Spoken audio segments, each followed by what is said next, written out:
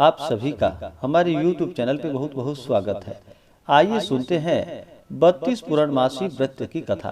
तो बोलिए प्रेम से भगवान भोलेनाथ की जय, माता पार्वती की जय, लक्ष्मी नारायण भगवान की जय। एक समय की बात है, द्वापर युग में कि मैया यशोदा ने भगवान श्री कृष्ण से कहा कि हे कृष्ण, तुम सारे संसार के उत्पन्न करता, पोषक तथा उसके संहार करता हो।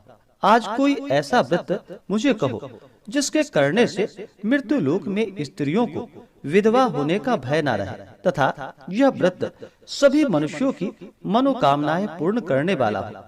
तब भगवान श्री कृष्ण कहने लगे कि हे माता, आपने बड़ा ही सुंदर प्रश्न किया है। मैं आपसे ऐसे ही व्रत को सविस्तार कहूंगा। सौभाग्य की प्राप्ति के लिए स्त्रियों को 32 पूर्णमासियों का व्रत करना चाहिए।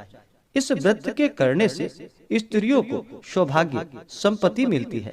यह व्रत अचल सौभाग्य को देने वाली एवं भगवान शिव के प्रति मनुष्य मात्र की भक्ति को बढ़ाने वाला है। यशोदा माता ने कहा कि हे कृष्ण, सर्वप्रथम इस व्रत को मृत्यु लोक में किसने किया था, इसके विषय में मुझे सविस्तार कहो।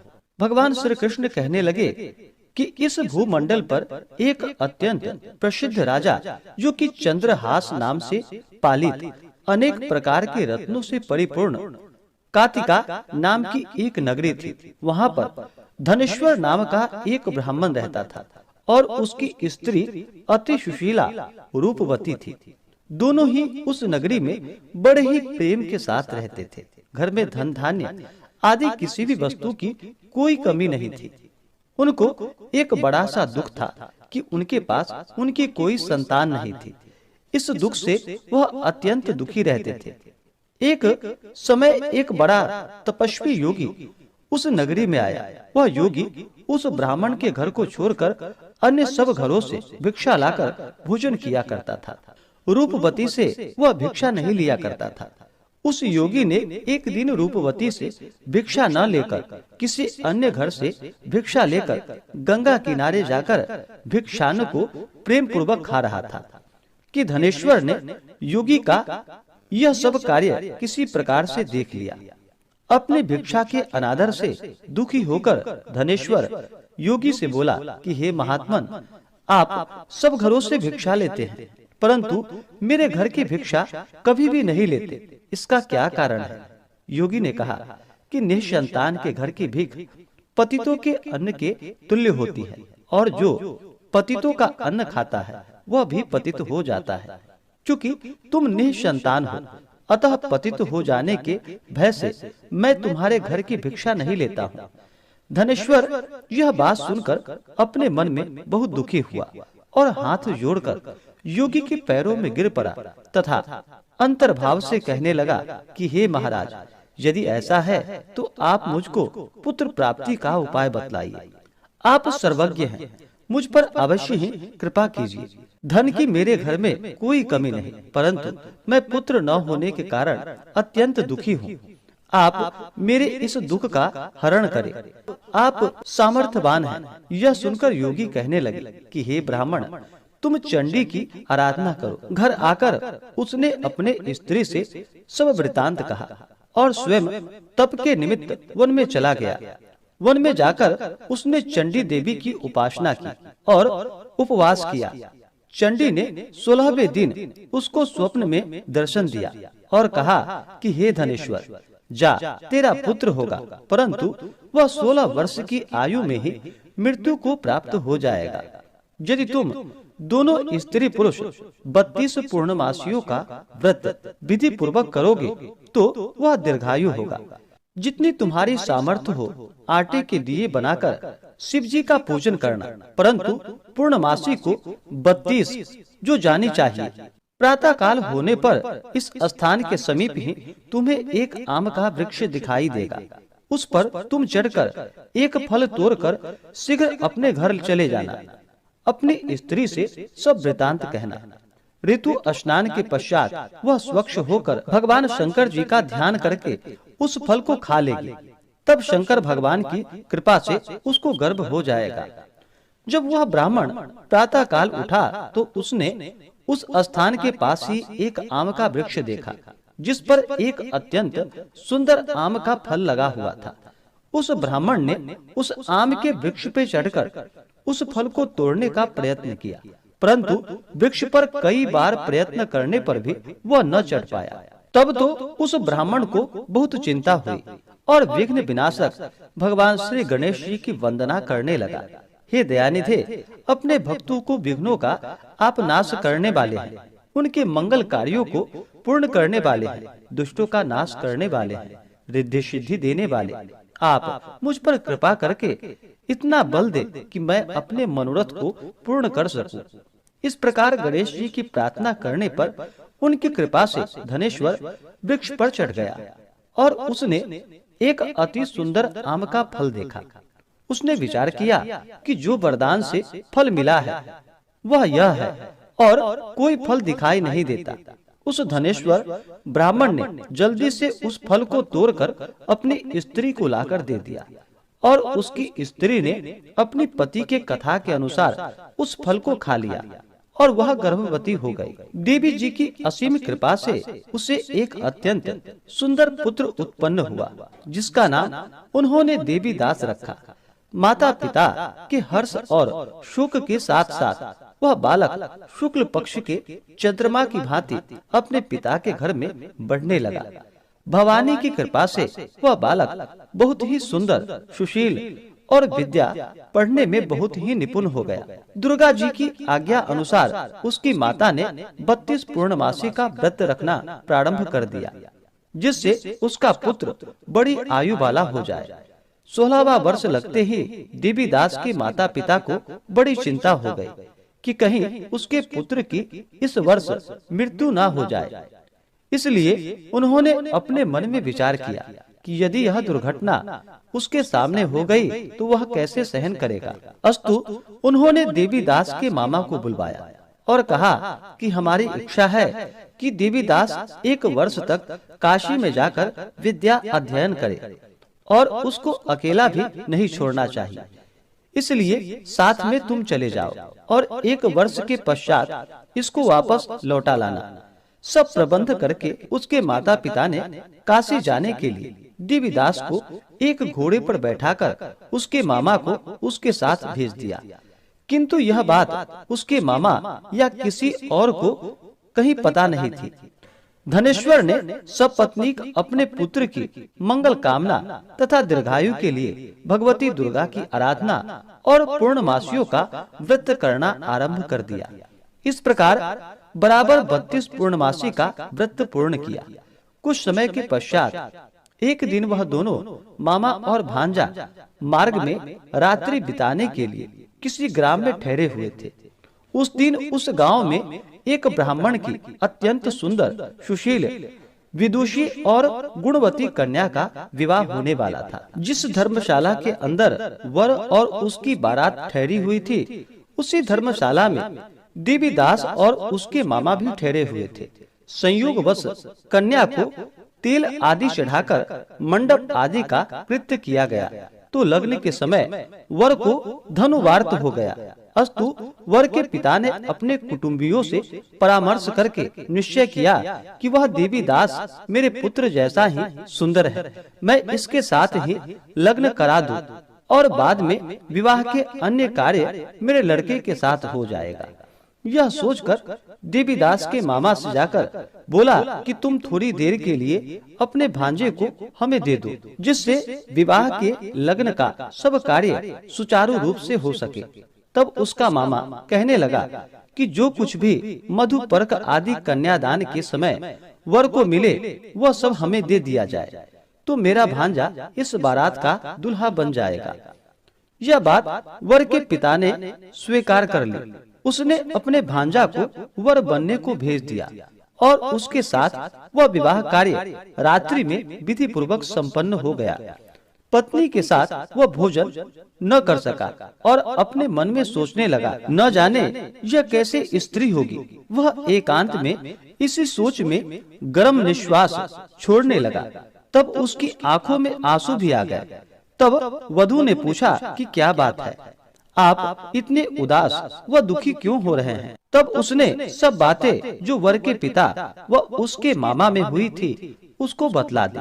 तब कन्या कहने लगी कि यह ब्रह्म विवाह के विपरीत हो कैसे सकता है? देव, ब्राह्मण और अग्नि के सामने मैंने आपको ही अपना पति बनाया है, इसलिए आप ही मेरे पति हैं। मैं आपकी ही पत्नी रहूंगी, किसी अन्य की कदापि नहीं। तब देवी दास ने कहा कि ऐसा मत करिए, क्योंकि मेरी आयु बहुत थोड़ी है। मेरे पश्चात आपकी क्या गति होगी, इस बातों को अच्छी तरह विचार लो। परंतु वह दृढ़ विचार वाली थी, बोली कि जो आपकी गति होगी वही मेरी गति होगी। हे स्वामी, आप उठिए और भोजन करिए, आप निश्चय ही भूखे होंगे। इसके बाद देवीदास और उसकी पत्नी दोनों ने भोजन किया तथा शेष रात्रि वे सोते रहे।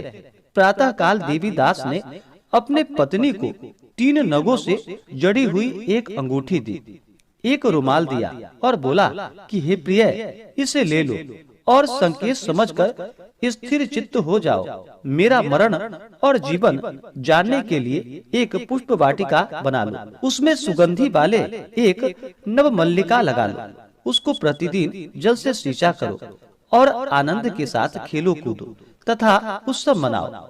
जिस समय और जिस दिन मेरा प्राणांत होगा, ये फूल सूख जाएंगे और जब ये फिर हरे हो जाएं, तो जान लेना कि मैं जीवित हूँ। यह बात निश्चय करके समझ लेना, इसमें कोई संशय नहीं। यह समझाकर वह चला गया।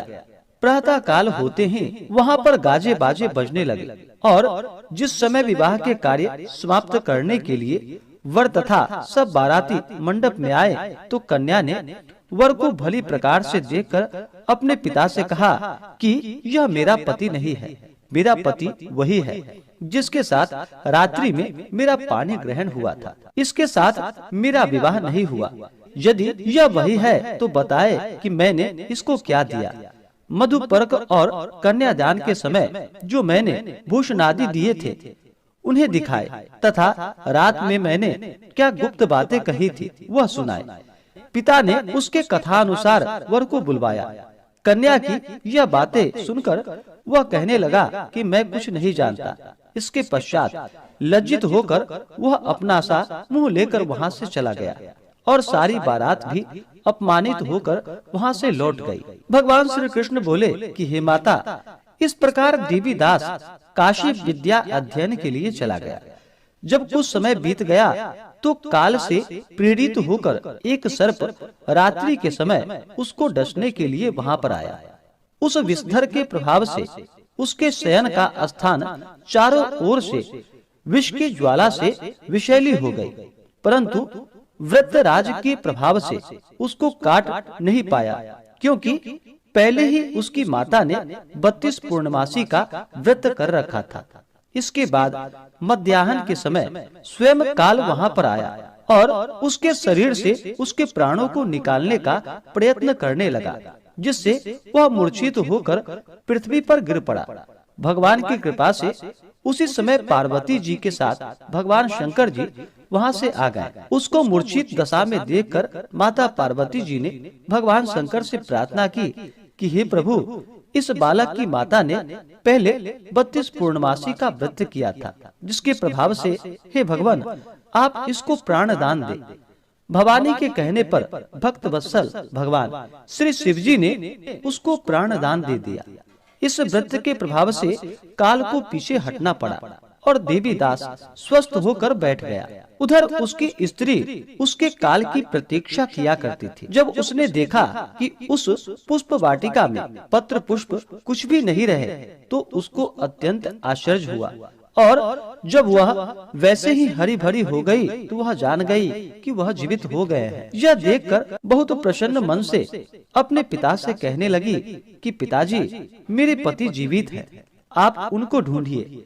जब 16वां वर्ष व्यतीत हो गया तो देवीदास भी अपने मामा के साथ काशी से चल दिया। इधर उसे उसके ससुर उसको ढूंढने के लिए अपने घर से जाने वाले थे। वह दोनों मामा भांजा वहाँ पर उसी समय आ गए। उनको आया देखकर उसका ससुर बड़ा ही प्रसन्नता के साथ अपने घर में उसे ले गया।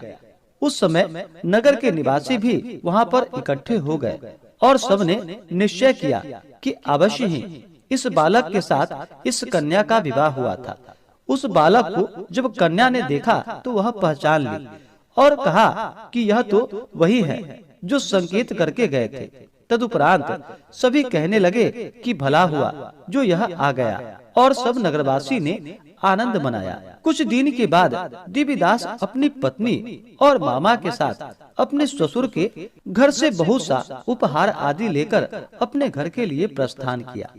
जब वह अपने गांव के निकट आ गया तो कई लोगों ने उसको देखकर उसके माता पिता को पहले ही जाकर सारी खबर बता दी। तुम्हारा पुत्र देवीदास अपनी पत्नी और मामा के सहित आ रहा है। ऐसा समाचार सुनकर पहले तो उन्हें विश्वास ही नहीं हुआ, किंतु जब और लोगों ने भी आकर उनकी बात का समर्थन किया तो उनको बड़ा आश्चर्य हुआ। लेकिन थोड़ी देर में ही देवीदास ने आकर अपने माता पिता के चरणों में अपना सिर रखकर उन्हें प्रणाम किया और उसकी पत्नी ने अपने सास व ससुर के चरणों को स्पर्श किए तो माता पिता ने अपने पुत्र और पुत्र वधू को अपने हृदय से लगा लिया और दोनों की आंखों में प्रेमाश्रु बहने लगे। अपने पुत्र और पुत्र वधू के आने की खुशी में धनेश्वर ने बड़ी भारी उत्सव किया और ब्राह्मणों को भी बहुत सी दान और दक्षिणा देकर ब्राह्मणों को संतुष्ट व उन्हें प्रसन्न किया। भगवान श्री कृष्ण जी कहने लगे कि इस प्रकार धनेश्वर 32 पूर्णमासियों के व्रत के प्रभाव से पुत्रवान हो गया।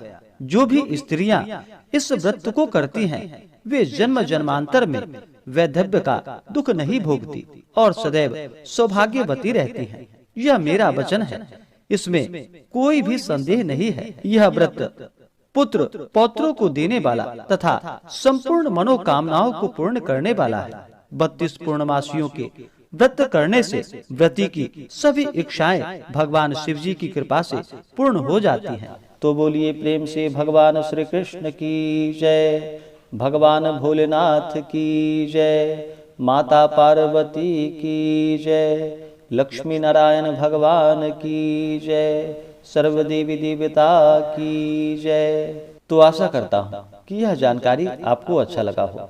ऐसे ही ज्ञानवर्धक जानकारियाँ प्राप्त करने के लिए हमारे इस चैनल पे अगर आप नए हैं तो चैनल को लाल बटन दबा करके सब्सक्राइब करें, साथ में बेल आइकन घंटी को दबाएं ताकि मेरे वीडियो का नोटिफिकेशन आपको समय से मिलता रहे।